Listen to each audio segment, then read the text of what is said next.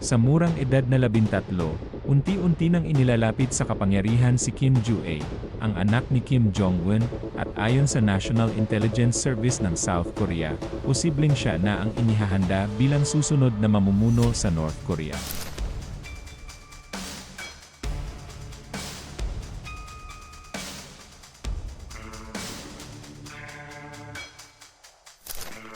Nagsimula ang lahat noong November 2022 nang bigla siyang makita ng publiko sa isang ballistic missile launch, isang eksenang bihirang makita dahil mahigpit ang kontrol ng gobyerno sa bawat imahe at detalye na inilalabas.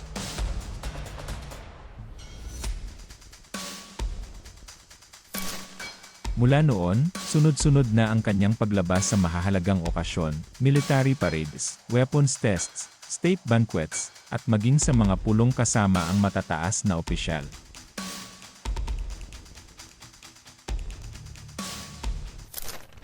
Habang tumatagal, mas nagiging malinaw ang mensahe.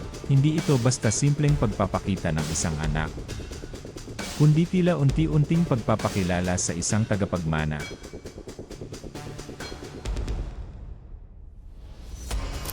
Noong 2023, nagsimulang gamitin ng state media ang salitang Hyeongdo upang ilarawan siya, isang salitang nangangahulugang gabay o leader, na dati lamang ginagamit para sa kanyang ama at sa mga naunang pinuno tulad nina Kim Il-sung at Kim Jong-il.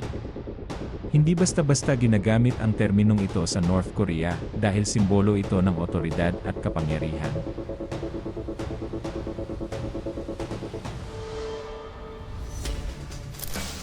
Pagsapit ng 2024 at 2026, lalo pang lumawak ang kanyang papel.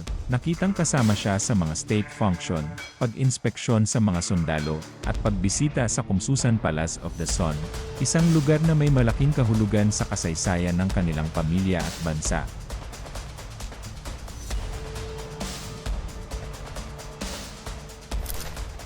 Ayon sa mga ulat, maaaring ihayag ang kanyang formal na papel sa nalalapit na Party Congress, at pinaniniwalaan din na unti-unti na siyang tinuturuan ng kanyang ama tungkol sa pamamahala ng estado.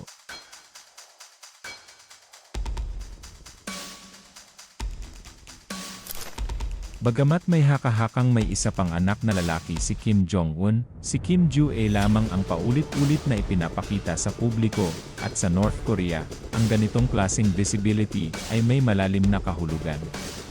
Ibig sabihin nito ay may plano, at walang nagaganap ng walang pahintulot ng leader.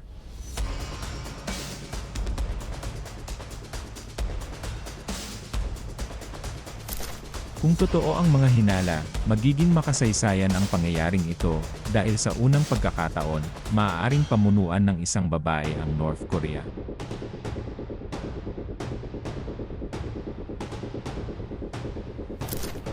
Ngunit may mga tanong pa ring bumabalot dito, tatanggapin kaya siya ng mga nakatatandang general at opisyal? At handa na ba ang isang batang lumaki sa gitna ng kapangyarihan na humawak ng isang bansang may nuclear weapons?